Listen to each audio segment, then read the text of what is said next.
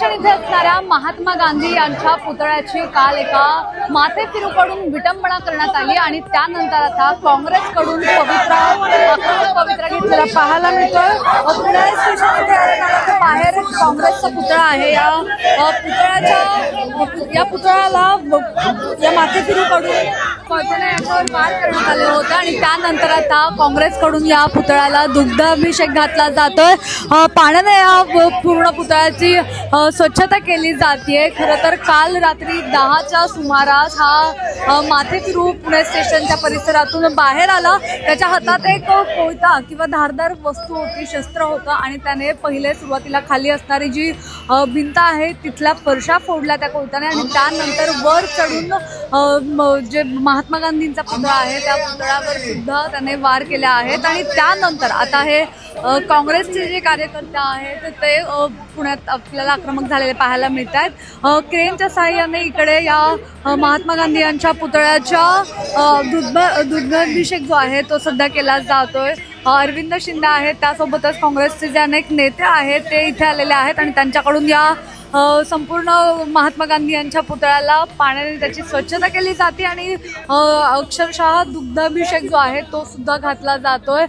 सूरज शुक्ला असं या मुलाचं नाव होतं, या माथेफिरूचं नाव होतं। याने या परिसरात येऊन कोयत्याने जे आहे ती धारदार शस्त्राने याच्यावर वार केले होते आणि त्यानंतर त्याला इथे असणारे जे सुरक्षा रक्षक आहेत त्यांनी ताब्यात घेतलं आणि ताब्यात घेतल्यानंतर त्याला आता त्याची चौकशी सुरू आहे। तो मूळचा उत्तर प्रदेश इथला वाराणसी मधला राहणारा आहे। पुस्तक विक्रीचा त्याचा व्यवसाय असल्याचं सुद्धा प्राथमिक माहिती समोर येते आणि आत्ता आपण पाहतोय की कशा पद्धतीने हा संपूर्ण प्रकार झाल्यानंतर याच्या हा जो महात्मा गांधींचा पुतळा आहे तर त्याच्या दुग्धाभिषेकाने त्याचा दुग्धाभिषेक केला जातोय। सूरज शुक्ला वय वर्ष 32 हा इसम काल संध्याकाळी या ठिकाणी महात्मा गांधींच्या पुतळ्याच्या चौथऱ्यावरती आहे अशा प्रकारचा कॉल आम्हाला प्राप्त झालेला होता। त्यानंतर लगेचच कॉप्स 24चे जवान या ठिकाणी पोहोचले आणि सदर इसमाला पोलिसांनी त्याच्याकडे असलेल्या शस्त्रासह ताब्यात घेतलेलं होतं।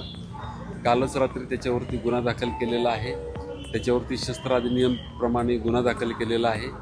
त्याची पूर्ण आम्ही चौकशी करत आहोत। थोडासा त्याच्याकडे प्रायमरी इन्क्वायरी आम्ही केलेली होती।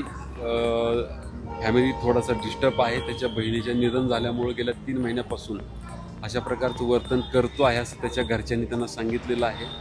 परंतु त्याच्याकडं अन्य काय रॅडिकल मुवमेंट आहे का किंवा अन्य काही इतर गोष्टी आहेत का जे आता अरविंद शिंदे यांनी सांगितलेलं आहे त्याबाबत आज आम्ही त्याची पोलीस कस्टडी घेऊ आणि पुढची कारवाई करू।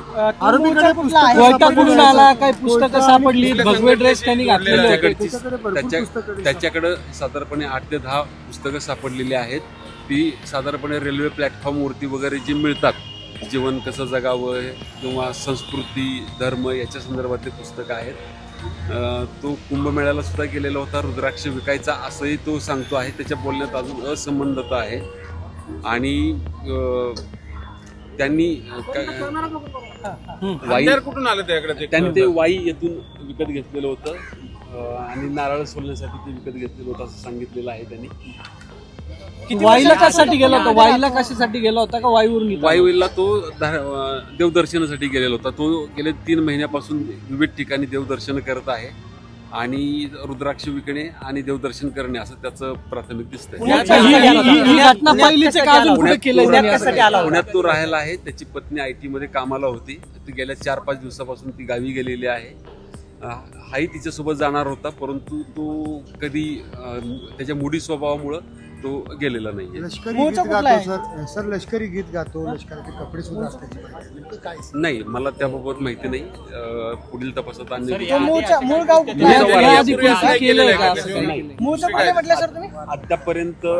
अद्यापर्यंत त्याच्यावरती क्लिअर गुन्हे दिसत नाहीयेत। तो मूळचा वाराणसीचा आहे। या दरम्यान तो कुठल्या संस्थेला भेट दिली, कुठल्या शिबिराला भेट दिली, कुठे ब्रेन वॉशिंग झालं त्याचा मोबाईल ताब्यात आहे। काही नशा केलेली होती, नशेच्या स्वरूपात काय केलंय वगैरे तो मनोरुग्ण वगैरे असं म्हणतात, खरंच मनोरुग्ण आहे? नाही, मनोरुग्ण आहे का नाही आता आपण ठरवू शकणार नाही, पण त्याच्या बोलण्यात विसंगती येते हे मात्र नक्की।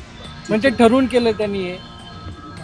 ते तपासात निश्चित होईल काय केलं. काँग्रेसचे काही कार्यकर्ते आहेत तिथे, त्यांच्याशी सुद्धा आपण बोलण्याचा प्रयत्न करणार आहोत.